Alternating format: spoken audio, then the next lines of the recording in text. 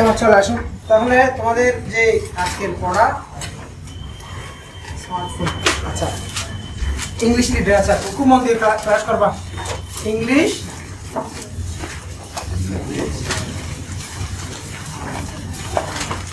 Literature, এই ইংরেজি সাহিত্যের এই যে আজকে আমাদের লেকচার 1 ইংরেজি সাহিত্যে আমরা যে ব্যাপারটা খেয়াল করব সেটা হচ্ছে সাহিত্য পড়বার সময়ে আমাদের কিছু লিটারেরি ধারা এবং কিছু লিটারেরি টার্ম আমাদের আগে থেকে যদি জানা থাকে, তাহলে যখন তুমি পড়বা শেক্সপিয়ারের নাটক, তাহলে এই নাটকটা কোন ধরনের নাটক, এখন ধরনগুলো সম্পর্কে যদি তোমার আগে থেকে আইডিয়া থাকে, তাহলে তুমি ব্যাপারটা তোমার কাছে পরিচিত এবং সহজ মনে হবে। মনে করো একটা নাটক, এটা কমেডি, তুমি যদি জানো কমেডি কি, এই নাটকটা ট্র্যাজেডি, অথবা এই কবিতাটার নাম সনেট। এখন সনেট কি, ইলেজি কি, এই জন্য আমরা আজকের ক্লাসে প্রথমে দেখবো লিটারেরি জনরাগুলো। লিটারেরি জনরা দেখো, GENRE, উচ্চারণ করছি কি, জনরা। লিটারেরি জনরা, সাহিত্যের যে জনরাগুলো আছে, ধারাগুলো আছে, অর্থাৎ ক্যাটাগরিগুলো আছে, এগুলো নিয়ে কথা হবে। প্রথমে আসো ইংরেজি সাহিত্য। মনে রাখবা ইংরেজি সাহিত্য আছে না, ইংরেজি সাহিত্য, হ্যাঁ, আমরা জিফ্রে শসার, ঠিক আছে, এনাকে ফাদার অফ ইংলিশ লিটারেচার বলা হয়। ফাদার অফ ইংলিশ, আমি তোমাকে ড্রামা, উপন্যাস, কবিতা এগুলো নিয়ে একটু পরিচিতি দিব। প্রাইমারিলি এই পরিচিতি উপস্থাপন করার সময় কোন ধারার কে প্রবর্তক তাকে নিয়ে কথা বলব। এই জন্য আমরা প্রথমে লিখলাম কি জিফ্রে শসার, তাকে আমরা কি বলি, ফাদার অফ ইংলিশ লিটারেচার। আচ্ছা, এখন তোমরা লেখার সময় হুটহাট লিখিও না, আমি একটা লেখা শেষ করার পরে লিখিও, কারণ তোমার কাটাকাটি হয়ে যেতে পারে, তখন আমি আবার দ্বিতীয়বার লেখার সময় পর্যন্ত বোর্ড লেখাটা নাও রাখতে পারি। আচ্ছা, তাহলে আমরা আলোচনা করব লিটারেরি জনরা। লিটারেরি জনরা, আচ্ছা দেখো, 3 ধরনের লিটারেচার পাবা, অর্থাৎ সাহিত্যের মধ্যে 3টি ধরন, 3টি ধারা আছে। একটা ধারা খুব প্রাচীন ধারা, সেটা হচ্ছে দেখো ফোকলোর, লোককথা, লোকসাহিত্য। এই লোককথা, লোকসাহিত্যের যে একটা আচরণ হচ্ছে, এই সাহিত্যগুলো মূলত লেখার জন্য সৃষ্টি হয়নি। এই সাহিত্যগুলো মৌখিক সাহিত্য। কি সাহিত্য? তাহলে ল্যাঙ্গুয়েজ আসবার পরে লেখালেখি বা লিখে সাহিত্য রচনার আগেও আমরা দেখেছি ফোকলোর ছিল।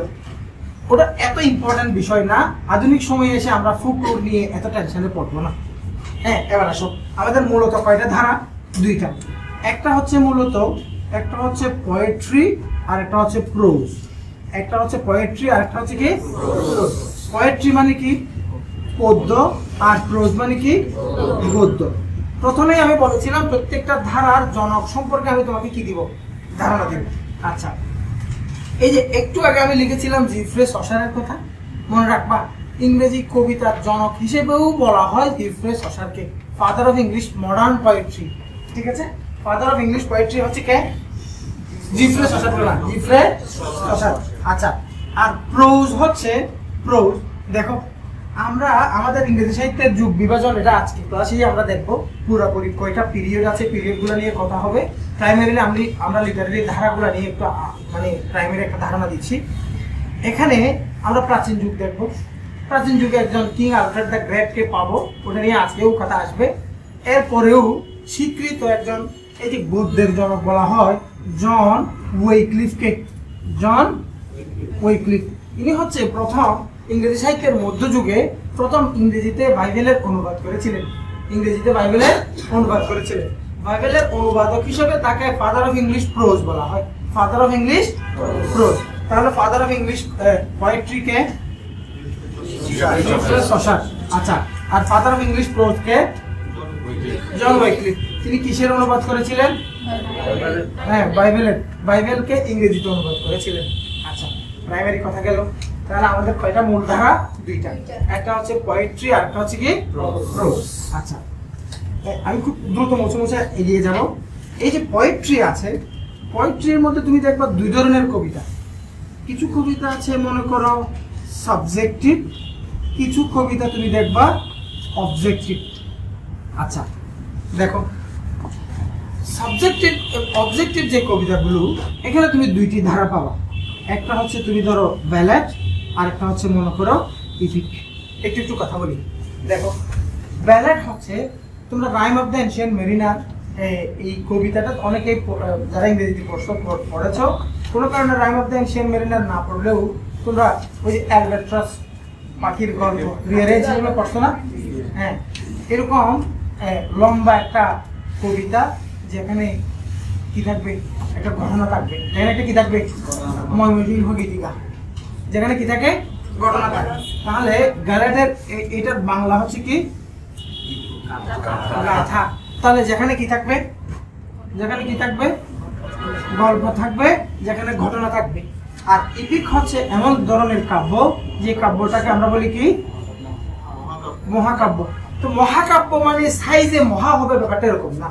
মহাকাব্য হচ্ছে এমন এক ধরনের কবিতা, অর্থাৎ কোন জাতীয় বীরের কথা, বীর গাথা, কোন জাতীয় বীরের জীবন কাহিনী যেখানে থাকে ওটাকে বলা হয় কি, ইপিক। তাহলে ইপিকের আক্ষরিক অর্থ কি, মহাকাব্য। মানে এপিকের মধ্যে মূলত অনেক কথা আছে, এগুলো নিয়ে ধাপে ধাপে পরে আরো কথা আসবে। আমি বলেছি কি primary introduction to literary genre, primary ইন্ট্রোডাকশনটা দিচ্ছি। তাহলে ইপিক, ইপিক মানে কি, মহাকাব্য। ইপিকের মধ্যে বেসিক কনসেপ্ট কি, জাতীয় বীরের বীর গাথা। বলো, জাতীয় বীরের, হ্যাঁ, কোন ন্যাশনাল হিরোকে কেন্দ্র করে তার বীরত্বের বর্ণনা থাকবে, এমন এমন কাহিনীযুক্ত কবিতাকে আমরা বলবো কি, মহাকাব্য। প্যারাডাইজ লস্টকে তোমরা চিনো, ঠিক আছে? যেমন তুমি বিষাদ সিন্ধুর নাম শুনেছো না? হ্যাঁ, তাহলে এখানে যদিও এটা কাব্য না, এটা মূলত কাব্য উপন্যাস। হ্যাঁ, তারপরে কায়কোবাদের মহাশোষণ দেখেছো না?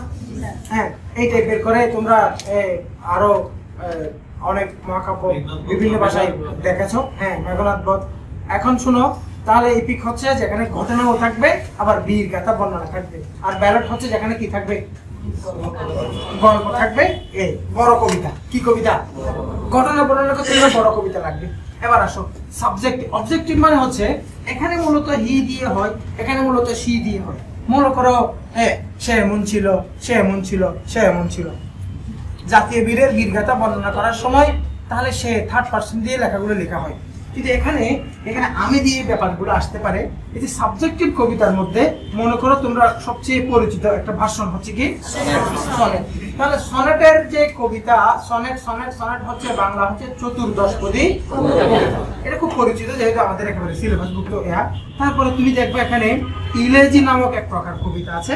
ইলেজি হচ্ছে মূলত শোকগাথা, অর্থাৎ কারো মৃত্যু, মরণকে কেন্দ্র করে সুখ প্রকাশ, এই ধরনের কবিতাকে আমরা বলবো কি, elegy. Elegy written in the country churchyard. হ্যাঁ হ্যাঁ, টমাস গ্রের লেখা, খুব বিখ্যাত একটা ইলেজি। আচ্ছা, যেমন এরপরে হচ্ছে তুমি এক ধরনের কবিতা দেখবা, উচ্চারণ হচ্ছে হাইম, অথবা তুমি যখন গুগল দেখবা উচ্চারণ আসবে হিম। উচ্চারণ আসবে কি, হিম। এটার বাংলা হচ্ছে হাম। এটার বাংলা হচ্ছে কি, হাম। নাতে রাসূল বলি না আমরা, হাম তো বলি না। হ্যাঁ, অথবা দেব দেবীর প্রশংসায়, সৃষ্টিকর্তার প্রশংসায় কোনো কিছু রচনা করা, এগুলাকে আমরা বলবো হিম। ওই উচ্চারণ চেক করো, গুগলে মোবাইল ক্লিক করো, উচ্চারণ আসবে কি, হিম। আচ্ছা, তাহলে ইংরেজি গেল। তারপরে একটা কবিতা দেখবা, এপিথালামিয়ন, বিবাহ গীতি। বিবাহ গীতি। এডমান্ড স্পেন্সার তার নিজের বিয়ের অনুষ্ঠান নিয়েও এখানে একটা কবিতা লিখেছিল। কবিতার নামও এপিথালামিয়ন ছিল, বিবাহ গীতি। বিবাহ অনুষ্ঠানে, বিবাহ কেন্দ্র করে আমরা ছোটবেলায় দেখতাম, এগুলো আমাদের অনুষ্ঠানে হতো। এখানে এই ধারার আরেকটা বিখ্যাত কবিতা হলো উট। কথা বুঝছো? এই কবিতা, এই দেখো, হ্যাঁ নিচে দেখতে পাচ্ছ না? হ্যাঁ, আরেকটা কবিতা হচ্ছে কি, উট। ত্রস্তক। দেখো, এখানে একটা ব্যাপার খেয়াল রাখবা, এই যে সাবজেক্টিভ আছে, সাবজেক্টিভ কবিতা বলতে মূলত সবগুলোকে আমরা বলবো লিরিক। সবগুলোকে আমরা বলবো কি, লিরিক মানে কি, সুর, লিরিক মানে কি? সুর। এই গানের লিরিকটা খুব পছন্দ হয়েছে, বলি না? লিরিক মানে কি? সুর। মনে রাখবা, যে সকল কবিতাকে সুর আছে, যে সকল কবিতায় ছন্দ আছে, তারাই সাবজেক্টিভ। সাবজেক্টিভ কবিতাগুলোর মধ্যে অলমোস্ট এখানে কি থাকবে? লিরিক থাকবে। দেখো, বাপুরাম সাপুরে কোথা যাস বাপুরে আয় বাবা দেখে যা, এটা তো কবিতা। এমন কবিতা যারা আমরা গান গাইতে পারছি, ঠিক না? হ্যাঁ, লিরিক। আচ্ছা, পোট হচ্ছে এমন এক ধরনের কবিতা যে কবিতাগুলোর মধ্যে একটা কষ্টের প্রকাশ থাকবে, লাস্টে একটা সান্ত্বনা থাকবে। Poet to nightingale, poet to melancholy, ঠিক আছে? রোমান্টিক পিরিয়ডে এই ধরনের কবিতা সৃষ্টি হয়েছে অনেক বেশি, ঠিক আছে? আচ্ছা, তাহলে আমরা কবিতাকে দেখলাম, ইংরেজিতে এই টাইপের কবিতাগুলো আমরা দেখলাম। তাহলে আমরা শব্দগুলোর সাথে, টার্মগুলোর সাথে একটা প্রাইমারি ইন্ট্রোডাকশন দেওয়ার চেষ্টা, বেশি লম্বা করে ডিটেল করে নেই। বেশি প্রত্যেকটা বিষয় নিয়ে যদি লম্বা কথা বলি কিছু কথা ভুলে যাবা। তার চেয়ে বরং আমরা মূলত প্রাইমারিলি তাদের ইন্ট্রোডাকশনটা থাকুক। সনেট মানে কি? চতুর্দশ পদী। এখানে একটা 6 লাইন আর বাকি অংশটা 8 লাইন। তাহলে একটাতে প্রবলেম থাকে আর একটাতে সলিউশন থাকে, এরকম। আচ্ছা, ইংরেজি হচ্ছে কি? শোকগাথা, ঠিক আছে? আচ্ছা, তারপরে হচ্ছে কি? এপিথালামিয়াম হচ্ছে কি? বিভাগীতি। উট হচ্ছে কি? সুস্থ কবিতা। হ্যাঁ, এখানেও মূলত সুখ প্রকাশ থাকে, কষ্টের প্রকাশ থাকে, আবার লাস্টে গিয়ে কি থাকে? সান্ত্বনা থাকে, ঠিক আছে? ইংরেজি, হ্যাঁ, ইংরেজি খবর কবিতা দেখছো না? এইখানে তোর দাদির কবর গাছের তলে নাকি ডালে? আচ্ছা, এখন কথা হলো, আমরা তাহলে কবিতার মধ্যে আর কোনো ভ্যারাইটি নেই। কবিতার ক্লাসিফিকেশন গুলোকে আমরা দেখেছি। তাহলে কবিতার দুই প্রকার, সাবজেক্টিভ এবং অবজেক্টিভ, দুইটাতে ক্লাসিফিকেশন গুলো আনলাম। এবার আসো, আমাদের যে প্রোজ আছে, প্রোজ মানে কি? গদ্য। গদ্যকে আমরা প্রাইমারিলি ভাগ করব দুই ভাগে। একটা হচ্ছে গদ্য হতে পারে ফিকশন, গদ্য হতে পারে নন ফিকশন। এখন কবিতার যে অনেকগুলো ধরন আছে, কোন ধরনের কবিতার জনককে এটা নিয়ে অত কথা বলি নাই, বেশি লম্বা ইনফরমেশন না আসুক, পর্বে আসুক কথা। Fiction, non fiction. দেখো, ফিকশন মানে হচ্ছে কাল্পনিক। ফিকশন মানে কি? আর এটা হচ্ছে কি? অকাল্পনিক অথবা বাস্তব। আচ্ছা, আমার সাথে বোর্ড থেকে দেখে দেখে লেখার চেষ্টা চেয়েও আমি কথা বলা শেষ করে যখন আরো এক্সট্রা কথা বলবো তখন তুমি লিখে দিও। এখন আগে আমার দিকে থাকো। তাহলে বাস্তব এবং অবাস্তব। যখন তুমি দেখবা কিছু লেখনী আছে যে লেখনীগুলো রিয়েলিস্টিক, যেমন তুমি দেখবা এসে। এখন মনে করো আজকে বাজেট আসলো, বাজেটের উপর তুমি একটা লেখা লিখেছো, এই লেখাটা বাস্তব, মানে একটা বিষয় নিয়ে স্পেসিফিক একটা রিয়েল একটা বিষয় নিয়ে তুমি লিখেছো। এটা যেমন ইংরেজি, যেমন হতে পারে আমি লিখলাম মনে করো বায়োগ্রাফি, বায়োগ্রাফি অথবা অটোবায়োগ্রাফি, অটোবায়োগ্রাফি।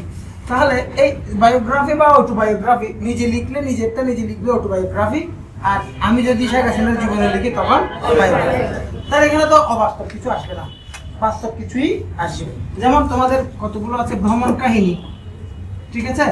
আমি লিখলাম মনে করো ট্রাভেলগ, ভ্রমণ কাহিনী। তাহলে ভ্রমণ কাহিনীতে আমি যা দেখেছি চলো মুসাফির, হ্যাঁ, তাহলে ভ্রমণ কাহিনী তে যা ঘটনা রিয়েল তাই আসে। আচ্ছা, এবার আসো কল্পনাশ্রিত কিছু লেখা গদ্য আকারে আমরা লিখি।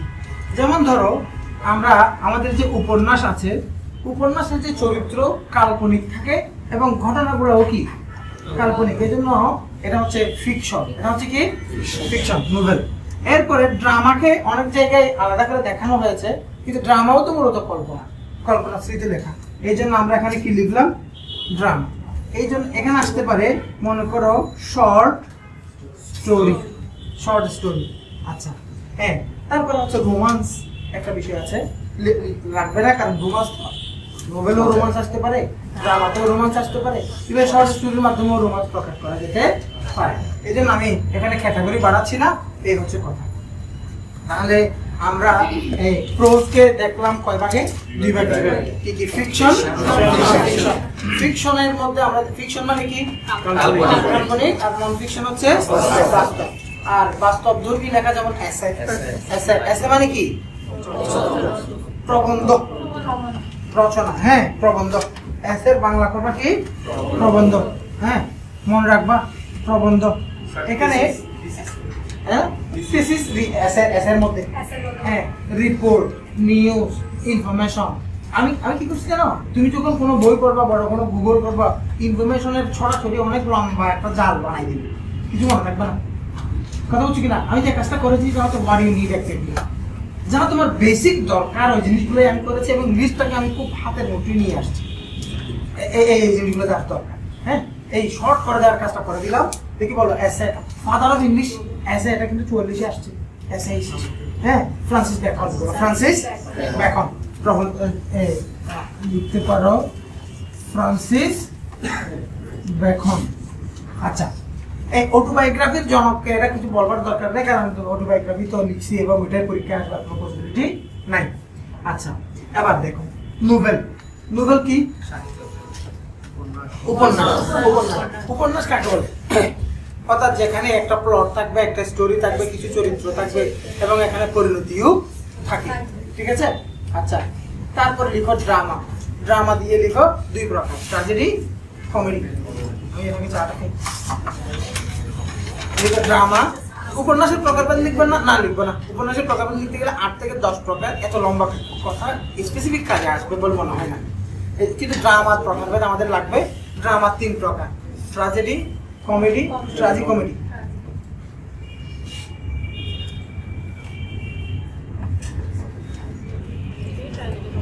ট্র্যাজেডি, কমেডি এবং ট্রাজিকমেডি। তাহলে কি কি লিখছো? একটা হচ্ছে কি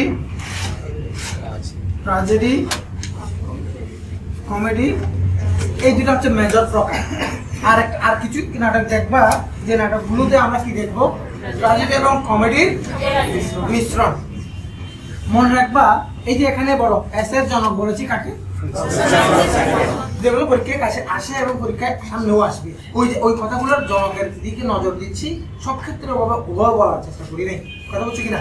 আচ্ছা দেখো ট্র্যাজেডি, তুমি মনে রাখবা ক্রিস্টোফার মার্লোর কথা। Christopher Marlowe. ক্রিস্টোফার মার্লো হচ্ছে সাকসেসফুল ইংলিশ ট্র্যাজেডির জনক। বাংলা ট্র্যাজেডির জনককে মাইকেল মধুসূদন। প্রথম কোন নাটকটা লিখেছিল? কৃষ্ণকুমারী। 1800 কত সালে? 58 সালে। বলো 1858 সালে কৃষ্ণকুমারী নাটকটা সাকসেসফুল বাংলা নাটক। এর আগে নাটক আসছে ভদ্রার্জুন নাটক আসছে না? আসছে, কিন্তু সাকসেসফুল হিসেবে নাটক কোনটা? কৃষ্ণকুমারী। এটা প্রথম নাটক বাংলা ভাষার এবং এটা ছিল ট্র্যাজেডি। তার লেখক কে? মাইকেল মধুসূদন দত্ত। ইংরেজিতে এই নর্টন এবং স্যাকভিল, নর্টন এবং স্যাকভিল এই দুজন ব্যক্তি একটা ট্র্যাজেডি প্রথম লিখেছিল।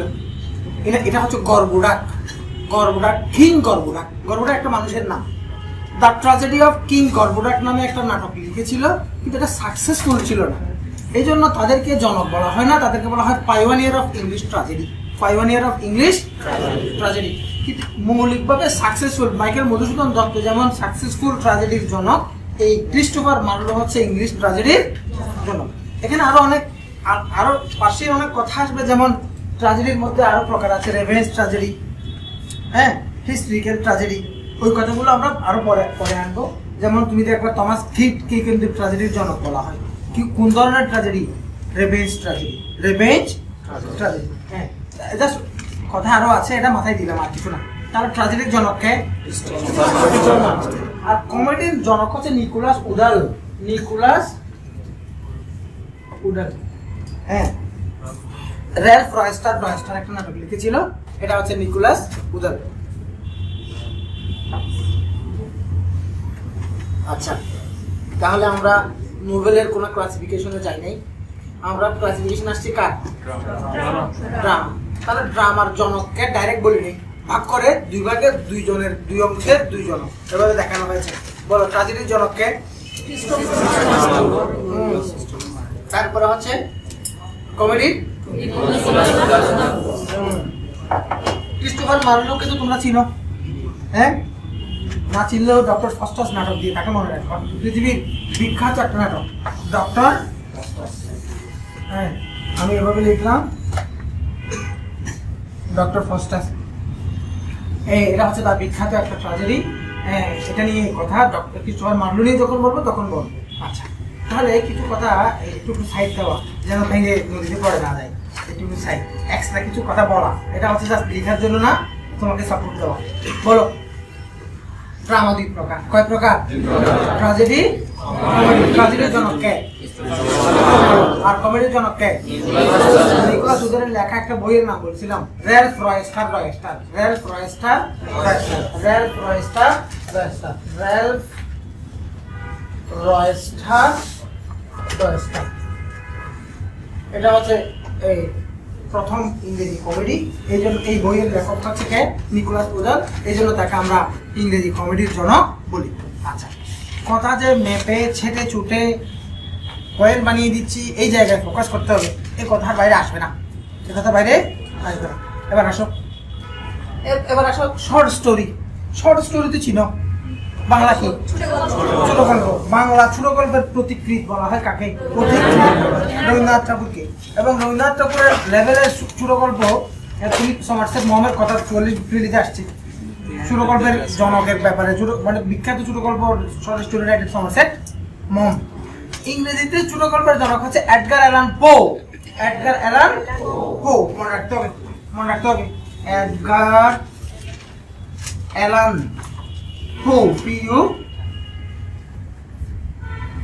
এইটুকুতে আমি তোমাকে লিটারেরি জনরাগুলার ইন্ট্রোডাকশনটা বুঝিয়ে দিলাম। এবার হাজিরা দাও, দেখি বলো। ইংরেজি সাহিত্য, এই যে সাহিত্য ধারা, এটা উচ্চারণটা কি বলছিলাম? জনরা। ইংলিশ লিটারেচারের জনক, ফাদার অফ ইংলিশ লিটারেচার বলা হয় কাকে? আচ্ছা, বিসিএস প্রিলিমিনারি পরীক্ষায় আসছে, কিন্তু এখনো বিতর্কটা সুস্পষ্ট উত্তর পাওয়া যায়। এমন একটা প্রশ্ন আছে, বাংলা সাহিত্যের জনককে? বঙ্কিমচন্দ্র, বিদ্যাসাগর। হ্যাঁ, কিন্তু এটা বিসিএস আসছে না। বিসিএস এ কনফিউশন রয়ে গেছে না তোমাদের এখনো? হ্যাঁ, ইভেন উত্তরের ক্ষেত্রেও এটা অনেকেই বলছে আসলে ব্যাপারটা এভাবে তো কোনো প্রসিদ্ধি নাই, এই সেই এই নিয়ে কথা। কিন্তু ইংরেজিতে ব্যাপারটা নিয়ে স্পেসিফিক একটা প্রসিদ্ধি আছে। এই জন্য আমরা জিফ্রে সসারকে বলবো ফাদার অফ ইংলিশ লিটারেচার। একই ব্যক্তিকে আমরা ফাদার অফ ইংলিশ পোয়েট্রিও বলি। একই ব্যক্তিকে ফাদার অফ ইংলিশ পোয়েট্রিও বলি। আবার প্রোজের জন্য বলেছিলাম জন, হ্যাঁ, জন উইকলিফ। হ্যাঁ, উইকলিফ কি করেছিল? বাইবেল ইংরেজি অনুবাদ করেছিল। বাইবেলের বাংলা অনুবাদ করে উইলিয়াম কেরি, মনে রাখবেন। বাংলা অনুবাদ করে কে? William Carey. কথা বলছি কিনা? কোরআনের বাংলা অনুবাদ করেন কে? গিরিশচন্দ্র সেন পরিপূর্ণ বাংলা অনুবাদ করেন। আমিরুদ্দিন বসুনিয়া আংশিক অনুবাদ করে মারা গেছেন, হ্যাঁ, এরও আগে। আচ্ছা, তারপরে হচ্ছে আমিরুদ্দিন বসুনিয়া। তারপরে মনে রাখবা এই কি বলে যাবে, কি বলতে চাইছিলাম, ইংরেজিতে অনুবাদ করেছিল কে? কোরআন শরীফকে মারমাডুক পিকটাল। মারমাডুক পিকটাল।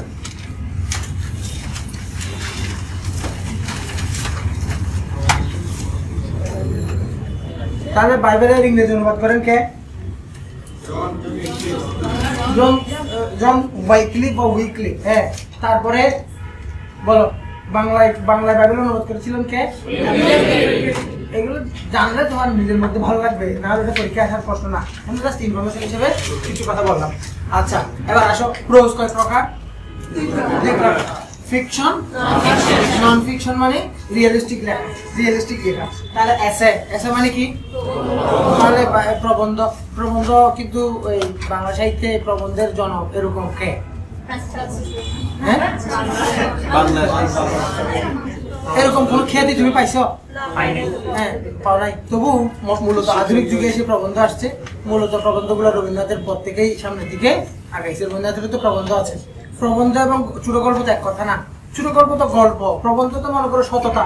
এটা নিয়ে তুমি একটা প্রবন্ধ লিখতে পারো। বাজেট, এটা নিয়ে প্রবন্ধ লিখতে পারো। কিন্তু ছোট গল্প তো একটা গল্প, ঠিক আছে? হৈমন্তী যেটা পড়ছো তোমরা অবলিতে যে গল্প পড়ছো এরকম।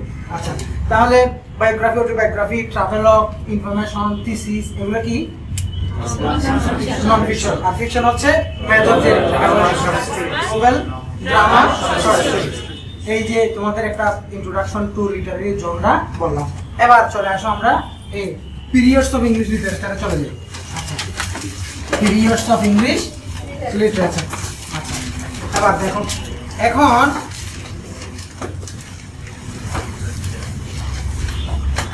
মনে করো ঠিক আছে?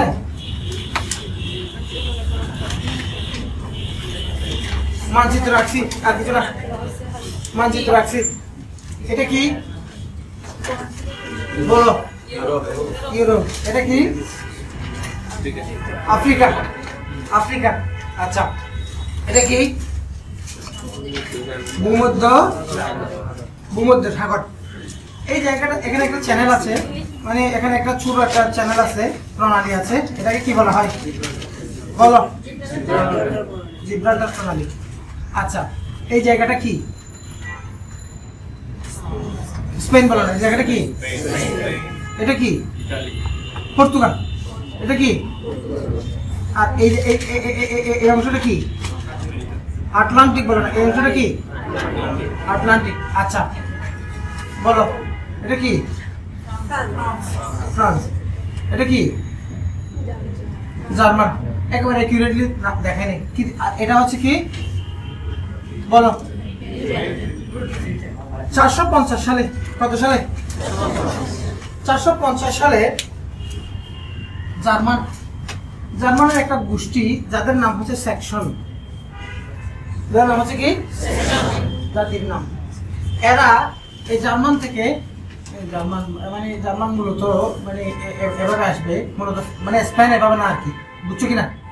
হ্যাঁ, এই জার্মানের একটা জাতি ব্রিটেন দখল করে 450 থেকে 1066 সাল পর্যন্ত ব্রিটেনকে শাসন করে জার্মানিরা। ব্রিটেনকে কে শাসন করে? জার্মান। তাহলে ব্রিটেনরা যতকাল শাসন করেছে ততকাল পর্যন্ত ইংরেজি সাহিত্যের ওই যুগটাকে বলা হয় old period, old English period. তাহলে ইংরেজি সাহিত্যের প্রাচীন যুগের ব্যাপারটা, প্রাচীন যুগটাকে আমরা মনে রাখবো মূলত জার্মানদের মাধ্যমে। জার্মান বলো, সেকশন। জার্মানের একটা জাতি যারা কাকে দখল করে রেখেছিল? ব্রিটেনকে, ইংল্যান্ডকে যতকাল জার্মানিরা শাসন করেছে ততকাল সময়কে আমরা বলবো প্রাচীন যুগ। ততকাল সময়কে আমরা বলবো কি? Old English period. আচ্ছা, এবার দেখো, এরপরে দ্বিতীয় নম্বরে 1066 সালে, আচ্ছা এখানে আমি এটা এভাবে লিখলাম 450 থেকে 1066 সালে এই জার্মানিদের পরাজিত করে ফরাসি একটা দল, যারা হচ্ছে নরমান। যারা হচ্ছে কি? নরম্যান্ডি একটা জায়গা আছে, নরমান একটা গোষ্ঠী, যারা আসলে ফরাসি, তারা জার্মানদের পরাজিত করে ইংল্যান্ড দখল করে। কথা হচ্ছে কিনা? ইংল্যান্ডকে 1066 সাল থেকে 1500 সাল পর্যন্ত ইংল্যান্ড শাসন করেছে ফরাসিরা। কারা? ফরাসিরা। তাহলে ফরাসি শাসনে যতকাল ছিল ততকাল পর্যন্ত ইংরেজি সাহিত্যের মধ্যযুগ, মিডল ইংলিশ পিরিয়ড, দুটো যুগ পেয়ে গেছি। তাহলে প্রাচীন যুগটা কার দখলে ছিল? জার্মানদের দখলে। আর এরপরে মধ্যযুগটা আসছে কোথায়? ফ্রান্সে। তাহলে এবার বলো, বাংলা সাহিত্যের যে যুগ, তাহলে বাংলা সাহিত্যের একটা যুগ আছে, সেটা হচ্ছে কি যুগ? প্রাচীন যুগ। প্রাচীন যুগে আমরা 650 ধরলাম, 650 থেকে কত সাল? 1200 সাল। তাহলে 600 এবং 400 200 বছর না? আমরা এখনো আসলে 200 বছর পিছিয়ে আছি এরকম মনে মনে ভাবি, কিন্তু আমরা পিছিয়ে থাকবো কেন? আমরা আমাদের মতো করে আগাইছি। কথা বুঝছো কিনা? আমরা সবসময় ওদেরকে সুপিরিয়র ভাবি, বুঝছো কিনা? আমরা ওদেরকে সবসময় সুপিরিয়র ভাবি। সাদা চামড়ার মানুষ দেখলেই আমরা মনে করি ও অনেক জ্ঞানী গুণী, নলেজেবল। কথা বুঝছো কিনা? কিন্তু নলেজ সবকিছু কিন্তু এরা এশিয়া থেকে চুরি করছে, এশিয়া থেকে নিয়ে গেছে। কথা বুঝছো কিনা? এই যে ইবনে খলদুন, আল-ফারাবি, এদের মতো মানুষগুলো মধ্যপ্রাচ্য এবং ভারতের মানুষ। এখান থেকে তারা জ্ঞান বিজ্ঞানের আবিষ্কারগুলো তারা ধার করে নিয়ে গেছে, এই ব্যাপারগুলো। আচ্ছা, কথা ওরকম না? তাহলে এখানে যে ছিল, ভারতে যে প্রথম বিশ্ববিদ্যালয়ের নাম বলো? নালন্দা বিশ্ববিদ্যালয়। এখানে এখানে ছিল সবাই বৌদ্ধ। এরা বিশ্ববিদ্যালয় প্রতিষ্ঠা করেছিল, এখানে তাত্ত্বিক শিক্ষাগুলো দিয়েছিল। এখান থেকে অনেক বড় বড় পণ্ডিত আসছে। কথা বুঝছো কিনা? তাহলে এদিকে অনেক বেশি সমৃদ্ধ ছিল যখন আমেরিকা আবিষ্কার হয়নি। কথা বুঝছো কিনা? আর আমরা কি করছি? পরবর্তী সময়ে আমরা বিলাসিতায় মত্ত হয়েছি, আমরা প্রেম করা শুরু করে দিছি। আমরা যে টাকা দিয়ে তাজমহল বানাইছিলাম ওই সময়ে, ওই টাকা দিয়ে ঠিক ভারতে যখন তাজমহল বানানো হচ্ছে, ওই সময় আমেরিকায় হার্ভার্ড ইউনিভার্সিটি বানানো হচ্ছে। তাজমহলের যে টাকা, এই টাকা দিয়ে এখানে মানে প্রায় 50, 60টা 100টা হার্ভার্ড ইউনিভার্সিটি বানানো যেত। তখন যদি তাজমহল না বানায় বিশ্ববিদ্যালয় বানাইতো, আজকে আমরা ডমিনেট করতাম পৃথিবীকে। রিয়েলিস্টিক কথা না আনরিয়েলিস্টিক? আমরা বিলাসিতায় পড়ে গেছি, কথা বলছো কিনা? এখন আমরা দাসত্ব করা শুরু করে দিয়েছি এখানে। তাহলে এগিয়ে যাওয়ার ব্যাপারটাও ভিন্ন। তাই তুমি দুইটা ফিলোসফিতে এগিয়ে যেতে পারো, একটা হচ্ছে চাইনিজ পলিসি, একটা হচ্ছে জাপান পলিসি। জাপান কি করে? জাপান শব্দটা বললেই তোমার কাছে মনে হয় এটা লং লাস্ট করবে, জিনিসটা প্রোডাক্টটা ভালো। আর চায়না বললে কি কি মনে হয়? টিকবে না। কিন্তু চায়না টিকবে না এই পলিসি সত্ত্বেও অর্থনৈতিকভাবে চায়না সবাইকে ছাপিয়ে পৃথিবীর সবচেয়ে বড় ব্যবসায়ী এখন, আমেরিকাকেও ছাপিয়ে। সেখানে জাপান কোথায়? কথা বলছো কিনা? তাহলে তুমি আস্তে আস্তে কোয়ালিটি নিশ্চিত করে আগাইতে পারো। আর একটা হচ্ছে তুমি কোয়ালিটির দিকে নজর না দিয়ে তুমি অনেক বেশি পোর্টফোলিও ইনভেস্টমেন্ট করে আগে যেতে পারো। কথা বলছো কিনা? হ্যাঁ, তুমি চাইনিজ পলিসিটা ভালো, দ্রুত আগানো যায়। কথা হচ্ছে কিনা? এবার আসো, তাহলে কিন্তু তুমি প্রিপারেশনের ক্ষেত্রে চাইনিজ প্রিপারেশন নিবে না। হ্যাঁ, চাইনিজ প্রিপারেশন হচ্ছে বাজার থেকে কয়েকটা গাইড নিয়ে এমসিকিউ মুখস্থ করে পিরিয়ড টিকে যাওয়া। এরকম টিকে যাওয়ার মানুষ কিন্তু নাই, এরকম না, আছে। এরকম টিকে যাওয়ার মানুষ আছে, এবং সে তার ব্যাকগ্রাউন্ড স্ট্রং হওয়ার কারণে রিটেনে কোপাই দিছে, এবং ভাইবা মোটামুটি মুখ চালু কাম হয়ে গেছে, এবং অনেক ক্যাডারও পাবা। কথা বলছো কিনা? কিন্তু তোমার ক্ষেত্রে যদি এটা না ঘটে, এই জন্য বলে যায় না। তাহলে বলো 650 কেন লিখছে ডক্টর মোহাম্মদ শহীদুলের মতে, আর সুনীতি কুমার চট্টোপাধ্যায় বলছেন কত থেকে 950 থেকে। আর বাংলা সাহিত্যের যে মধ্যযুগ, বাংলা সাহিত্যের মধ্যযুগটা হচ্ছে 1201 সাল থেকে কত সাল? এখানে আমরা কাব্য সৃষ্টি, কবিতা সৃষ্টি, কবিতা ভিত্তিক বা কাব্য ভিত্তিক সাহিত্য পাই। এবার এরপরে বাংলা সাহিত্যে চলে আসে কি যুগ? আধুনিক যুগ। আধুনিক যুগ হচ্ছে কত? হ্যাঁ, 1801 থেকে বর্তমানে, এটাকে আমরা আধুনিক যুগ বলি। কিন্তু ইংরেজি সাহিত্যে পিরিয়ডের বিভাজনটা এখানে কেন লিখছি কারণ আছে। পিরিয়ডের বিভাজনটা আরো একটু লম্বা করে দেখতে হয় ইংরেজি সাহিত্যে। তাহলে দেখো 3য় নাম্বার, 15 সাল পর্যন্ত কি ছিল? মধ্যযুগ। এখন তুমি মনে রাখবা 451 নয়, দেখো 1500 সাল না? কত সাল? 1400। ইটালি, এই এখানে ইউরোপের, এখানে মনে করো এখানে ইটালি, এরকম করে না মানচিত্র আয়তে থাকতে হবে। মানচিত্র মুখস্থ করার সময় এখানে বেনিন আছে, এবং তুমি যদি তোমাকে দেখতে হবে বেনিন কোথায়, ঘানা কোথায়, সেনেগাল কোথায়, সাউথ আফ্রিকা কোথায়, জিম্বাবুয়ে কোথায়, আলজেরিয়া কোথায়, মিশর কোথায়, তোমার ক্লিয়ার চোখে বাঁচতে হবে। এখন তোমাকে বলা হবে মরিচ ইংরেজি কি, ভাইবার এক্সপেরিয়েন্স, মরিচ ইংরেজি কি? তাহলে মরিচ তুমি চিনো? চিনি। ওখানে যাও, মানচিত্রের দিকে পাঠাইছি, লাঠিটার নাম দেখি বলো। মরিচের মতো একটা দেশ আছে, এটা ধরো চিলি, ঠিক না? কিসের প্রশ্ন বলছি? ভাইবাতে। তাহলে এখন যদি তুমি বেনিন, এখানে বেনিন কোন মহাদেশে অবস্থিত? যখন ওই যে বেনিন থেকে ফেরার পথে বাংলাদেশ সেনাবাহিনীর অনেকজন মানুষ মারা গেছিল একসাথে, ওই ঘটনা, ওই ইস্যুকে কেন্দ্র করে, যেমন আব্দুল গাফফার চৌধুরীর একটা প্রশ্ন এবার 44-এ আসছে না? কিছু প্রশ্ন আসবে ঘটনা, কানেক্টেড ঘটনাকে কেন্দ্র করে, কারণ যিনি করছেন সেটা তার মাথায় এগুলো কাজ করে না, করে তো? হ্যাঁ, তাহলে বেনিন কোন মহাদেশে অবস্থিত? পরীক্ষায় প্রশ্ন আসছে। এখন তুমি বুঝতে পারছো বেনিন আফ্রিকা মহাদেশে অবস্থিত, বেনিন আফ্রিকা মহাদেশে অবস্থিত। তুমি ফোন নিয়ে কে বলছো বিশেষ দিদি? তোমার ক্লিয়ার পুরো মানচিত্রে কোথায় কি আছে, পথঘাট তোমার ক্লিয়ার হতে হবে। কথা বলছো কিনা? এখন তোমার এখানে ইউরোপের এই যে রাশিয়া, এখানে রাশিয়া এখানে ইউক্রেনকে মারা শুরু করছে, এখানে কোন সাগর আছে, এখান থেকে ভূমধ্যসাগরে কিভাবে আসে, তুরস্কের সাথে রাশিয়ার দূরত্ব কিরকম, ইরান কোথায়, জিওপলিটিক্যাল এই ব্যাপারগুলা এখন থেকে তুমি যদি ক্লিয়ারলি আগে থেকে ম্যাপের মধ্যে দেখবা। মাঝে মধ্যে সবসময় নতুন নায়িকা তামিল সিনেমা না দেখে মাঝে মধ্যে তুমি গুগল ম্যাপটাকে ঢুকে একটু আঙুল দিয়ে গুঁতা মারে একটু টানবা, একটু দেখবা, তখন জিওপলিটিক্যাল ইস্যুগুলো তোমার কাছে নোন মনে হবে। কথা বলছো কিনা? হ্যাঁ, তোমার চোখে ভাসতে হবে তো। ইভেন তুমি ইউক্রেনের পাশে কোন সাগর আছে এগুলো নিয়ে কেমনে ভাববা? তুমি তো কয়টা নদী আছে, কোন নদী কোন দিয়ে গেছে এগুলো নিয়েও তুমি জানো না। দেখি ফেনী নদী কোথায়? হ্যাঁ, দেখছো ফেনীতে? ফেনী নদী কেন গুরুত্বপূর্ণ? হ্যাঁ, বিজি ওয়ার্ল্ড দেখবা, ঠিক আছে? এখানে ব্লাস্ট হয়ে, ফ্যাক্টরিতে ব্লাস্ট হয়ে কি হয়ে যাচ্ছে? মানুষ উড়ে যাচ্ছে, মরে যাচ্ছে, কিন্তু বিটিভি ওয়ার্ল্ডে পদ্মা সেতু ভাসতেছে। ওখানে পদ্মা সেতু ছাড়া বিটিভি ওয়ার্ল্ড আর কিছু নাই। তুমি একদম বিশেষ প্রার্থী হিসেবে বিটিভি ওয়ার্ল্ড দেখবা, কারণ এই যে দেশে কি হচ্ছে না হচ্ছে একদিকে নেগেটিভ যেমন আছে, আর তুমি এটা নিয়ে তুমি শেখ হাসিনাকে কেন দিও না? আমি যখন সরকার হবো বিটিভি ওয়ার্ল্ডে শুধু আমার ছবি থাকবে বড় করে, কোনায় একটু করে জায়গা রাখবো যেখানে কোনো খবর টবর আসলে শুধু আমি থাকবো। সুতরাং তুমি সরকার হলে তুমি তো কোনায় জায়গাও রাখবা না, তুমি ওখানে থাকবা। কথা বলছি না? সুতরাং খালদা দিয়ে যখন ছিল তখন শুধু খালদা দিয়ে ছিল, পৃথিবীতে আর কিছু ছিল না, ঠিক না? সুতরাং এগুলো নিয়ে তুমি কাউকে পার্সোনালি মানে পার্সোনাল তোমার দলকে কেউ করবা না বা ওভাবে চিন্তা করবা না। কথা বলছো কিনা? আমি আবারও বলছি। হ্যাঁ, তাহলে পরে এখন এই জন্য বিটিভি ওয়ার্ল্ড কেন দেখবা? দেশের খোঁজ খবর কোথায় কি হচ্ছে না হচ্ছে, তুমি এক্সেলসে নেগেটিভ হলেও আর এক্সেলসে এইগুলো এই খবরগুলো তো জানতে হবে।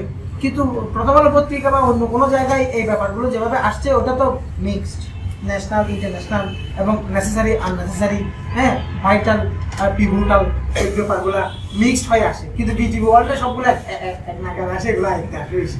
আচ্ছা, তাহলে বলো বাংলা সাহিত্যের পিরিয়ড কয়টা? তিনটা। ইংরেজি সাহিত্যে কিন্তু পিরিয়ড একটু বেশি। দেখো 1453 সালে ইতালির ফ্লোরেন্স শহরে আনুষ্ঠানিকভাবে রেনেসাঁ হয়েছিল। আনুষ্ঠানিকভাবে কি হয়েছিল? এই যে ইতালির রেনেসাঁর প্রভাবটা ইংল্যান্ডে এসে পড়ছে, এটা মূলত 1500 সালে। কত সালে? 1500 সাল থেকে 1660 সাল, এই সময়টাকে ইংরেজিতে বলা হয় রেনেসাঁ পিরিয়ড, রেনেসান্স পিরিয়ড। তাহলে জিনিসগুলো মনে রাখবার জন্য আমি কিছু পারিপার্শ্বিক কথা যেগুলো বলছি এগুলো যেন তোমার মাথায় থাকে এবং ওগুলো দিয়ে যেন তুমি ইজিলি মনে রাখতে পারো। তাহলে বলো এবার যে তিনটা পিরিয়ড বলছি, তিনটা পিরিয়ডের স্পান এবং পিরিয়ডের নিয়ে আমি তিনটা জায়গার দিকে মেনশন করছি। এটা দিয়ে তুমি এটা কি জার্মান, এটা কি কাম শেষ, তোমার মনে থাকবে। কথা বলছো কিনা? তাহলে রেনেসাঁ আসছিল কোথেকে? ইতালির ফ্লোরেন্স শহরে রেনেসাঁ হওয়ার ব্যাপারটা ঘটনাচক্রে কালেবদ্ধরে আস্তে আস্তে ক্রমান্বয়ে ঘটেছিল, ব্যাপারটা এমন না। আনুষ্ঠানিকভাবেই এই সালে রেনেসাঁর একটা আনুষ্ঠানিক ঘোষণা এসেছিল এবং এর প্রভাবটা পড়েছিল এখানে এসে 1500 সালে। হ্যাঁ, এই জন্য এই সময়টাকে আমরা বলি রেনেসাঁ পিরিয়ড। আচ্ছা, রেনেসাঁ পিরিয়ডের এই যে 1660 সাল, এখানে একটা ঘটনা ঘটছিল ইংল্যান্ডে। ঘটনাটা হলো তৎকালীন সময়ে শাসন ব্যবস্থা ছিল রাজতন্ত্র। কি তন্ত্র? রাজতন্ত্র। রাজতন্ত্রের মধ্যে এই দেখো 1648 সাল, 1648 সাল, তখন রাজা ছিল চার্লস। রাজা ছিল কি? King Charles. চার্লসের বিরুদ্ধে তখন রাজার ক্ষেত্রে নিয়ম ছিল king can do no wrong, এরকম কথা ছিল না? কিং ক্যান ডু কোনো ভুল করতে পারে না। এই কথার বিরুদ্ধে মানুষ আন্দোলন করছিল।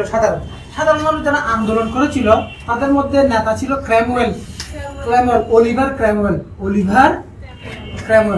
অলিভার ক্র্যামওয়েলের নেতৃত্বে একটা আন্দোলন ঘটেছিল। আন্দোলন ঘটে রাজাকে ক্ষমতাচ্যুত করা হয়েছিল। শুধু ক্ষমতাচ্যুত না, রাজাকে শিরোচ্ছেদ করা হয়েছিল। কিং চার্লসকে শিরোচ্ছেদ করার পরে এই 1648 থেকে 1660 সাল পর্যন্ত ক্র্যামওয়েলের নেতৃত্বে সাধারণ মানুষ ক্ষমতায় ছিল। সাধারণ মানুষ কি ছিল? ক্ষমতায় ছিল। সাধারণ মানুষ ক্ষমতায় যাওয়া এই ব্যাপারটা গণতন্ত্রের কনসেপ্ট, মডার্ন ডেমোক্রেসির কনসেপ্ট। আধুনিক যুগে একজন সাধারণ মানুষও বদিও এমপি হয়ে যায়, বুঝে না? মানে সাধারণ মানুষ জনপ্রিয়তা থাকলে, মানুষের জন্য কাজ করলে একজন সাধারণ মানুষ কি হতে পারে? আব্দুল হামিদ আমাদের বর্তমান রাষ্ট্রপতি, ভালো মানুষ, আনডাউটেডলি, কেউ ডিফার করবে না আমার সাথে। কিন্তু একজন সাধারণ ফ্যামিলি থেকে আসছে, রাজপরিবার থেকে আসে না, কিন্তু আজকে সে রাজা। এটা গণতন্ত্রের কনসেপ্ট। গণতন্ত্রের বলে তার সততা, রাজনৈতিক সততা এবং ব্যক্তিগত সততার সমন্বয়ে আজকে তিনি এই পুরস্কারটা পেয়েছেন। ব্যাপারটা এরকম না? এখন রাজার রাজপুত্র রাজা হবে, এই কনসেপ্ট হচ্ছে রাজতন্ত্রের। এখন এখানে ক্ষমতায় এসেছে কে? সাধারণ মানুষ। সাধারণ মানুষ ক্ষমতায় আসতে বলে এই যুগটাকে গণতন্ত্রের যুগ বলা হয়। এই যুগটাকে বলা হতো কমনওয়েলথ পিরিয়ড। কমনওয়েলথ পিরিয়ড লিখিও না, আমি এটা বোঝানোর জন্য একটা পার্সিয়াল কথা বলছি। Commonwealth period. তাহলে কমনওয়েলথ পিরিয়ড মানে কি কিছু লিখবো স্যার? না, কমনওয়েলথ পিরিয়ড হচ্ছে রেনেসাঁ পিরিয়ডের একটা সাব পিরিয়ড। রেনেসাঁ পিরিয়ডের একটা কি? রেনেসাঁ পিরিয়ডের ভিতরে আবার 4টা যুগ ভাগ করবো। এখানে কয়েকটা যুগ আছে যেগুলোতে আমরা একটা পিরিয়ডকে আবার কয়েকটা সাব ডিভিশন দিব, ওখান থেকে একটা। আমি জাস্ট এই ব্যাপারটা দেখাচ্ছি। রেনেসাঁ পিরিয়ডের শেষ যে অংশটা, ওখানে গণতন্ত্র আসছিল।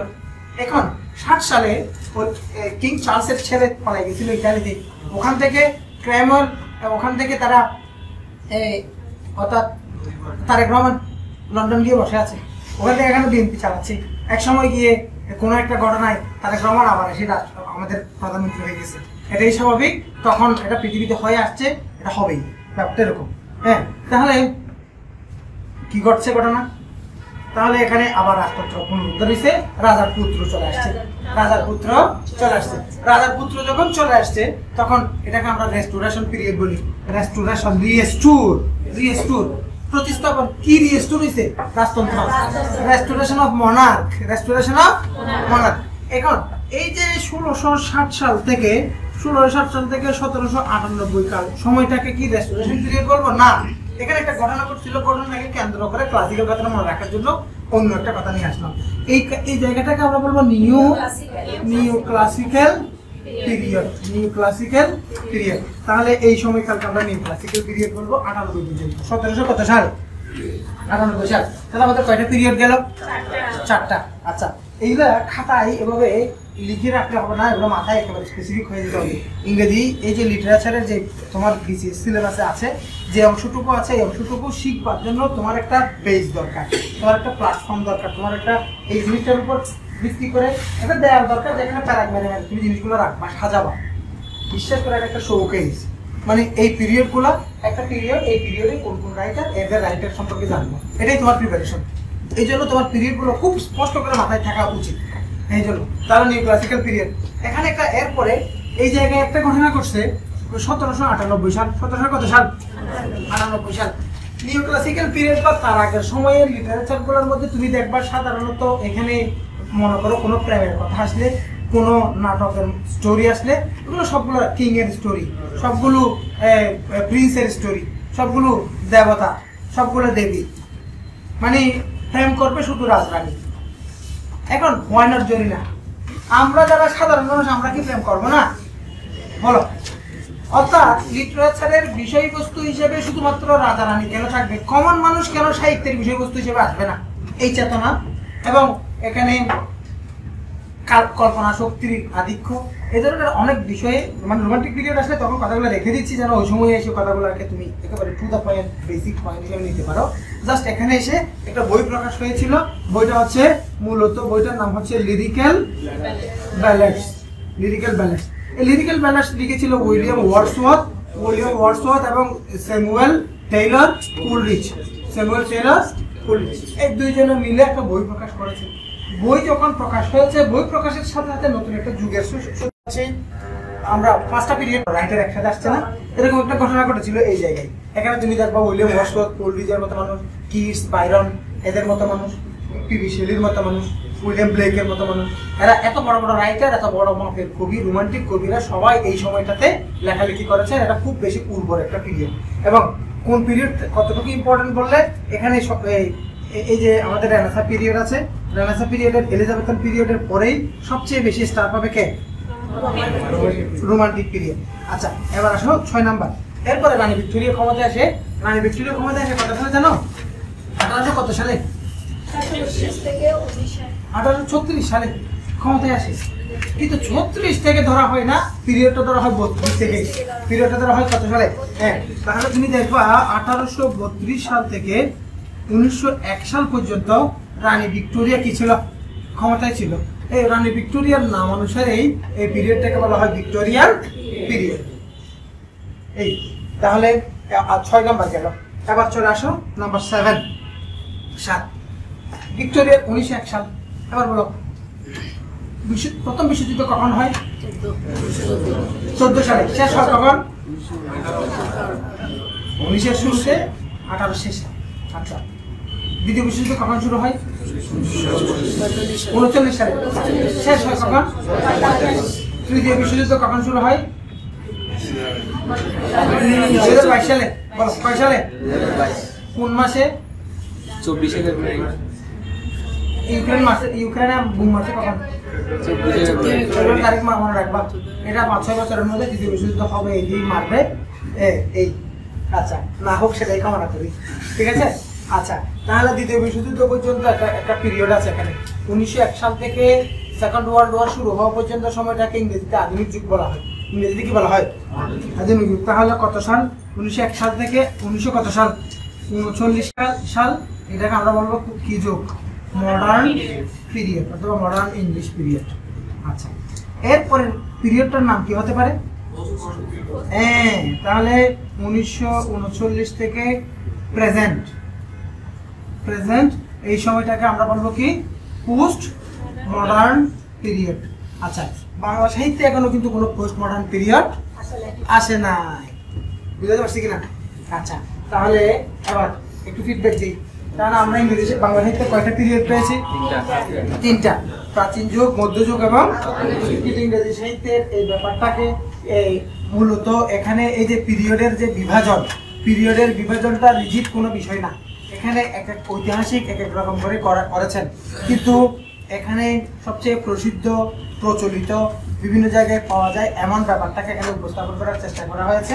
হ্যাঁ, অর্থাৎ এটা সবচেয়ে প্রসিদ্ধ পিরিয়ডের এই বিভাজনের এই স্থানগুলি। তাহলে আমরা প্রথম এইটাকে মনে রাখবো কি দিয়ে? বলো, জার্মান সামিল করেছে। এটাকে মনে রাখবো কি?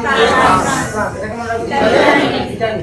এরপরে ঘটনাটা এটাও মূলত ইটালির সাথে সম্পৃক্ত। নিউ ক্লাসিক্যাল পিরিয়ড কেমনে ইটালির সাথে সম্পৃক্ত? এখানে তুমি দেখবা যে একটা আগাস্টান পিরিয়ড আছে। কিং আগাস্টাস, তিনি কোনো ইংল্যান্ডের রাজা ছিলেন না। কিং আগাস্টাস ছিল ইটালির রাজা। ইটালির প্রাচীন কোন আমলের একটা রাজা। ওই কিং আগাস্টাসের সময় ইটালিতে যে ধরনের সাহিত্য রচনা হতো, ওই সাহিত্যের চেতনা ইংল্যান্ডে এই সময় এসে আসছে বলে তার নামে এই পিরিয়ডের নামকরণ করা হয়েছে। কথা বুঝছো কিনা? এরকম। আচ্ছা, নিউ ক্লাসিক্যাল পিরিয়ড। এরপর একটা খুব সহজে মনে রাখতে হবে, যেটা স্টার্ট দেওয়া সেটা হচ্ছে কি পিরিয়ড? Romantic period. রোমান্টিক পিরিয়ডের মধ্যে কি কোন বই প্রকাশিত হয়েছিল? কত সালে? 1798 সালে। আচ্ছা, এবার আমরা মনে রাখবো।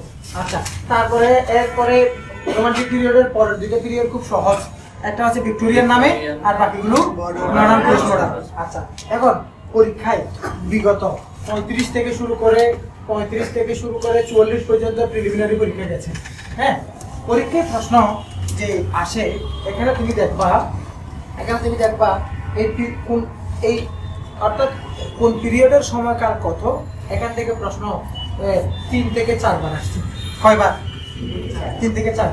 আচ্ছা, এখানে প্রশ্ন আসতে পারে এই মূলত রাইটারের অরিজিন সম্পর্কে প্রশ্ন আসতে পারে। কি নিয়ে? অরিজিন, অর্থাৎ এই লেখকটাকে আমেরিকান রাইটার নাকি ব্রিটিশ রাইটার নাকি আইরিশ রাইটার নাকি ফ্রেঞ্চ রাইটার, কোন দেশের রাইটার, অরিজিন অফ রাইটার নিয়ে প্রশ্ন আসতে পারে। আচ্ছা, এবার এখানে প্রশ্ন আসতে পারে ভ্যারাইটি অফ ক্রিয়েশনস বলতে টাইপস অফ ক্রিয়েশনস আর কি। আমি ভ্যারাইটি শব্দ দিয়ে বোঝাচ্ছি, তুমি টাইপস ধরতে পারো। অর্থাৎ একটা বইয়ের নাম দিল, বলা হলো এই বইটা কি ড্রামা, এটা কি শর্ট স্টোরি নাকি এটা নোভেল, অর্থাৎ types of books, types of creations প্রশ্ন আসতে পারে। এখানে প্রশ্ন আসতে পারে, মনে করো প্রশ্ন আসতে পারে রাইটার সম্পর্কে, সরাসরি রাইটার। একটা হচ্ছে রাইটার অরিজিন, আর একটা হচ্ছে রাইটারের ধরন, অর্থাৎ ইনি কি পয়েট, ইনি কি ড্রামাটিস্ট, ইনি কি নোবেলিস্ট, এই টাইপের। তাহলে রাইটারের পরিচয় সম্পর্কেও আমাদের ধারণা নিতে হবে। আচ্ছা, এখানে প্রশ্ন আসতে পারে কোটেশন, বুঝছো? এখানে প্রশ্ন আসতে পারে কি? কোটেশন নিয়েও প্রশ্ন আসতে পারে, যেমন এবারেও আসছে 2টা কোটেশন। তারপরে মানে মূলত 41তম বিসিএসের প্রশ্ন অনেক বেশি কোটেশন চলে আসছিল 40-এ। হ্যাঁ, কোটেশন থেকে প্রশ্ন আসতে পারে। তারপরে প্রশ্ন আসতে পারে ক্যারেক্টার নিয়ে, কি নিয়ে? ক্যারেক্টার, অর্থাৎ কোনো লেখকের সৃষ্টি করা কোনো বিখ্যাত চরিত্র নিয়ে প্রশ্ন আসতে পারে। আচ্ছা, এখানে প্রশ্ন আসতে পারে আর কি ধরন আছে, মনে করো ইংরেজি সাহিত্যে নোবেল পুরস্কার, ইংরেজি সাহিত্যে, হ্যাঁ, এ ধরনের। তবু আমরা একটু আগে যে কয়েকটা জনকের ব্যাপার করছিলাম না, কোন সাহিত্যের জনক? হ্যাঁ, এটাকে তুমি জনককে ইংরেজি কিভাবে করবা? হ্যাঁ, এভাবে প্রশ্ন আসতে পারে। তারপরে এখানে প্রশ্ন আসতে পারে লিটারেরি টার্ম। প্রশ্ন আসতে পারে কি? Literary term. দেখো, লিটারেরি টার্মস, অর্থাৎ লিটারেচারের মধ্যে কতগুলো টার্ম ব্যবহার করা হয় না, সিমিলি কি, মেটাফোর কি, এই ধরনের কতগুলো বিষয় থাকে। লিটারেরি টার্ম থেকে প্রশ্ন আসতে পারে। এভাবে আমরা ইংরেজি সাহিত্যের প্রিপারেশনটা নিব। আজকে আমরা যে জিনিসগুলো দেখেছি, প্রথম ব্যাপারটা ছিল লিটারেরি জনরা, তারপর আমি দেখিয়েছি লিটারারি পিরিয়ডস। বলো লিটারারি পিরিয়ডস। এখানে ওল্ড ইংলিশ পিরিয়ড এবং মিডল ইংলিশ পিরিয়ড তোমার ইংরেজি এই যে বিসিএস সিলেবাসে নাই, সিলেবাসে নাই। সুতরাং তাহলে স্যার এগুলো কি পড়বো না? যেটা সিলেবাসে নাই ওটার পরে ব্যাখ্যা করার কি আছে? আর ইংরেজি সাহিত্য কি রিটেলে কাজে লাগবে? এক পরিপূর্ণ সিলেবাসের মধ্যে একমাত্র অংশ যেটা কোনো রিটেলে কি লাগবে না, কাজে লাগবে না, কিন্তু নাম্বার তো পাইতে হবে। যেমন ম্যাথমেটিক্স নিয়ে আমাদের অনেক বেশি অস্পষ্টতা থাকে, ভীতি থাকে। ম্যাথমেটিক্সের নাম্বার কত? 15। আর এটার নাম্বার কত? 15। তাহলে তুমি নাম্বার কোন জায়গা থেকে পেয়ে পাস করেছো ব্যাপারটাকে কেউ দেখবে? দেখবে না। তোমার নাম্বার তোলা দরকার। আমি মনে করি the easiest portion of your full syllabus, কারণ এখানে খুব অল্পটুকু পড়ে তুমি অলমোস্ট নাম্বার পেয়ে যাওয়ার একটা জায়গা। কোটেশন ছাড়া বাকি সবগুলো জিনিস এখানে স্পেসিফিক কতগুলো জায়গা এগুলো থেকে প্রশ্ন চলে আসে। যেমন ধরো এখানে একটা রেনেসাঁ পিরিয়ড আছে না, রেনেসাঁ পিরিয়ড থেকে তুমি প্রশ্ন পেতে পারো 3 থেকে 4টা। রেনেসাঁ পিরিয়ড থেকে কয়টা প্রশ্ন পাবে? 3 থেকে 4টা। নিউ ক্লাসিক্যাল পিরিয়ড থেকে প্রশ্ন পাবে 1 থেকে 2টা। কথা বলছো? এবার রোমান্টিক পিরিয়ড থেকে প্রশ্ন পাবে 4 থেকে 5টা। এখানেও 4 থেকে 5 লেখা দরকার ছিল, কারণ এখানে উইলিয়াম শেক্সপিয়ার আছে। কথা হচ্ছে কিনা? হ্যাঁ, শেক্সপিয়ার, স্পেন্সার, ফ্রান্সিস বেকনের মতো মানুষগুলো কিন্তু এই জায়গায় মানুষ। আচ্ছা, তারপরে আসো ভিক্টোরিয়ান পিরিয়ড, আবারও 1 থেকে কয়টা? 2টা। কিন্তু মডার্ন এবং পোস্ট মডার্ন পিরিয়ড এখানে 2 প্রশ্ন পাবা, 6 থেকে কয়টা? 7টা। এভাবে এরপর এখানে আরো বিষয় আছে, যেমন এগুলো যেগুলো পিরিয়ডের উর্দুতে চিন্তা করতে হবে। যেমন আমি তোমাকে বলেছিলাম জনক, এটা পিরিয়ডের মধ্যেও অন্তর্ভুক্ত করতে পারে, তো আলাদা পিরিয়ড ধরতে পারে, কিন্তু লিটারারি টার্ম এটা আলাদা বিষয়। তারপরে তোমার চরিত্রগুলো এগুলো কোটেশনের মধ্যে, অর্থাৎ বাকি জিনিসগুলো কোটেশনের অন্তর্ভুক্ত বা পিরিয়ডের অন্তর্ভুক্ত। এভাবে একটা প্রিপারেশন নিতে হবে। তাহলে তোমাদেরকে আমরা একটা কি দিব, লেকচার শিট তোমরা অলরেডি অলমোস্ট পেয়ে গেছো। তুমি এই বই সেই বই ওই বই না পড়ে আগে লেকচার শিটটা শেষ করবো। লেকচার শিটটা যদি শেষ করে ফেলো, হ্যাঁ, কোটেশন ছাড়া বাকিগুলো এখান থেকে আসছে। আমি কি তোমাদেরকে পৃষ্ঠা নম্বর সহ আমি একটা শিটের মধ্যে দাগিয়ে রাখছি। ইভেন আমাদের এক্সারসাইজ এবং অর্থাৎ আমাদের এখানে আলোচনা করি নাই, কিন্তু পরীক্ষা আসছে এমন এই যে কত কয়েকদিন আগে যে পরীক্ষাটা গেল ওরকম আসে নাই। সুতরাং এই যে পরিশ্রমটা করে দিলাম বোঝানো, খুব সংক্ষেপে পরিপূর্ণ সিলেবাসের মধ্যে প্রশ্ন জানাবে তা এখানে আসে এরকম জিনিস আগে এটা শেষ করো। যখন তোমার কাছে মনে হবে এখানে কোনো কিছুই তোমার আর বাকি নাই, তখন তুমি অন্য বইয়ের সাপোর্ট নিবা। ইভেন আমরা লাস্টে তোমাদেরকে সকলকে আমরা অনলাইনের ব্যাচের যারা এই অ্যান্ড্রয়েড অ্যাপ ব্যবহার করে ওখানে যে পিডিএফ শিট আরও কিছু নোটবুক দিয়ে থাকি অনলাইন স্টুডেন্টদেরকে। সুতরাং অফলাইনের স্টুডেন্টদেরকেও আমরা ওখানে অ্যাড করাচ্ছি। অ্যাড করিয়ে এই যে শিটগুলো আছে এগুলোর বাইরে আরও যেগুলো এক্সারসাইজ শিটস লাগবে ওগুলো সব আমরা পিডিএফ দিয়ে দিই। কথা বলছো কিনা? ওখান থেকে করবা। সুতরাং কোচিংয়ে আসছো, একেবারে পরিপূর্ণ সাপোর্ট তোমাদেরকে দেওয়ার একটা পরিকল্পনা নিয়ে আমরা আগাচ্ছি, সবসময় দিয়ে যাচ্ছি। কিন্তু এই স্টুডেন্টরা যেটা সমস্যা সেটা হচ্ছে সে আসে না, ইরিগুলার হলে আমি মনে করো কালকে তোমাকে বাদ দিয়েছিলাম শাক এবং সবজি দিয়ে, আজকে যারা আসে তাদেরকে বাদ দিচ্ছি বিরিয়ানি দিয়ে। এখন তুমি আজকে আসো না, কালকে আবার আসছো। এখন তুমি বলছো দৌড় করে শাক দে, এটা তো মনে করো লেজ দেখে হাতি বাবার মতো। তুই দেখছো লেজ, বুঝো নাই? তুই বলছো হাতি তো শাকের মতো, আর কি শাকের মতো একটু লুমটুম আছে। কথা বলছো কিনা? বিশাল হাতি ফেলে দিয়ে তুমি লেজটা দেখে লেজ নিয়ে মন্তব্য করতেছো। এই জন্য কি দিচ্ছি সেটার জন্য তোমার কি করতে হবে, পরিপূর্ণটা দেখতে হবে। ফুল কোর্সটা শুরু থেকে শেষ পর্যন্ত রেগুলারিটি রেখে কাজ করতে হবে। এখানে এই জন্য ব্যাপারটা, যখন ছোটবেলায় ছিলাম আমাকে গাইড করার জন্য মা বাবা ছিল, আমাকে গাইড করার জন্য টিচার ছিল। এখন আমরা এমন একটা লেভেলে আছি যেখানে আমাকে কেউ সময়ে সময়ে ডাক দিচ্ছে না। আমি যখন স্কুলে ক্লাস 9-এ পড়ি, আমি যখন রুম বন্ধ করে মোবাইল কোথাচ্ছি, আমার মা দরজা বাড়ি দিয়ে ঠাস ঠাস থাপ্পড় দেয় নাই, মোবাইল কেন তোর রুমে, কম্পিউটারে কি করস, টেবিলে বই, এই কথা যে আমরা বলতো। এখন আমার মাকে ওখানে ঢুকবে, বাড়ি হইতে দিবে না, শুধু অবাধি বহুত ফিটনেস না ওটু এইটুকু ছাড়া খাইছস, তুমি খাইছো কিনা, ঘুম থেকে উঠছো কিনা, এছাড়া তোমার মা তোমাকে তেমন ডাক দিবে না। এই একটা সমস্যার কারণে তোমার পড়া আগে যেভাবে হওয়ার কথা ছিল ওভাবে এই লেভেলে হয় না। এই লেভেলে যা করতে হবে নিজ খরচে, এই জন্য তোমাকে কাজ করতে হবে লাইব্রেরিতে পড়া। লাইব্রেরিতে পড়লে আমরা তো মানুষ। বনি ইসরাইলের ঘটনা শুনো নাই?